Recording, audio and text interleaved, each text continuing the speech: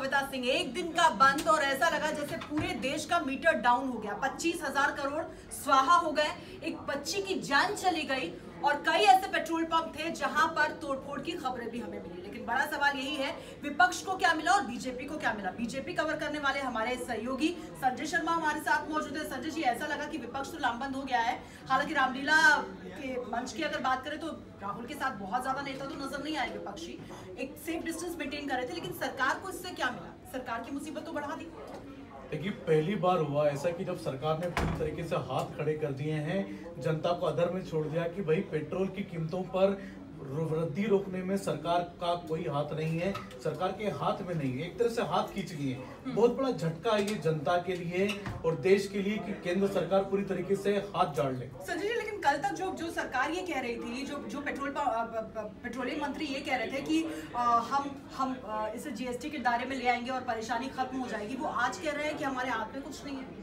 बिल्कुल, जीएसटी पर लाने पे कोई बात नहीं हो रही। इनका कहना है कि सर्वानुमति नहीं बन पा रही है, कई तरह के बहाने बना रही केंद्र सरकार। लेकिन जो आम जनता की परेशानी मुसीबतें हैं, पेट्रोल के जो दाम है, डीजल के जो दाम है, उसको कंट्रोल करने के लिए उन्होंने हाथ खड़े कर दिए हैं। उनके हाथ में कुछ नहीं, यानी कि जनता अब किसके पास जाए, ये सबसे बड़ा सवाल है। हाथ में कुछ नहीं है तो अमित शाह की बैठक क्यों हो रही थी पेट्रोलियम मंत्री के साथ? मुद्दा तो यही था। अंदर खाने आपके सूत्र क्या जानकारी? देखिए, सूत्रों के अनुसार जो हमारी जानकारी है, पेट्रोलियम मंत्री धर्मेंद्र प्रधान खुद काफी परेशान है।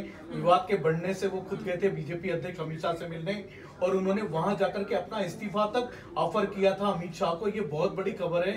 लेकिन ऑफर कर दिया था उन्होंने। बिल्कुल, और ये वो धर्मेंद्र प्रधान है जो एक साल पहले कह रहे थे कि नया नया जूता भी 4 दिन तो काटता है, जीएसटी के दायरे में ले आओ, तेल की कीमतें 1 साल से ये भी नहीं कर पाए वो। बिल्कुल, अमित शाह बिल्कुल काफी परेशान थे। उनके साथ जब मिले धर्मेंद्र प्रधान ने साफ साफ कहा कि भाई मेरे बस का नहीं है। चारों तरफ से उनको गालियां पड़ रही, विवाद बढ़ रहा है, वो क्या करें। अगर वो सरकार चाहे तो वो इस्तीफा दे सकते हैं, लेकिन सरकार ने भी उनको फिलहाल मना किया है।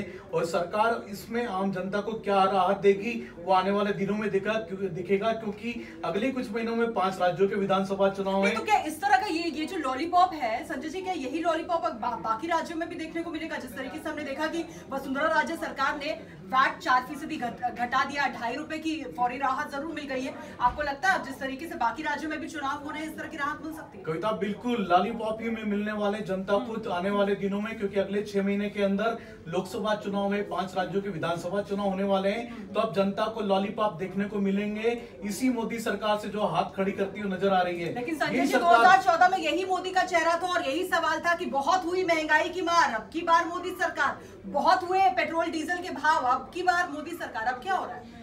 बिल्कुल, ये सबसे बड़ा सवाल है, क्योंकि मोदी सरकार कीमतों पर नियंत्रण नहीं कर पा रही है, विदेशों के हवाले छोड़ रही, कह रही कि हमारे हाथ में नहीं है। दूसरे देशों को हम 34 रुपए के भाव में पेट्रोल दे रहे हैं। बिल्कुल, और हमारी जो जनता है वो अभी शतक के सदमे के लिए खुद को तैयार कर रही है, कहीं 100 के पार ना हो जाए। बिल्कुल, लेकिन आने वाले राज्यों में जो चुनाव है, उन चुनावों को ध्यान में रख करके अमित शाह कोई फार्मूला लेकर के जरूर जाएंगे, जिसपे हो सकता है कि आने वाले दिनों में केंद्र सरकार थोड़ी राहत, फौरी राहत जनता को जरूर दे सकती है। बिल्कुल, तो कोशिश यही है, उम्मीद यही है कि आम आदमी की जिन अच्छे दिनों का वादा किया था मोदी सरकार ने, कम से कम वो तो नजर आए। वरना 2019 है, अगले साल का आम चुनाव है, उससे पहले मोदी सरकार की मुश्किलें बढ़ती हुई जरूर नजर आ रही है।